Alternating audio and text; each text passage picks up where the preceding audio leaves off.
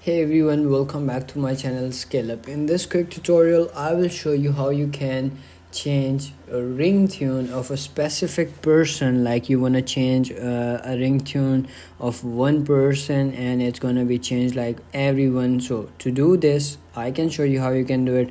Open up Messenger and logged into your account and go to that person chat, and then you have to do is click on their nameplate on the top, and then you will see this menu over here.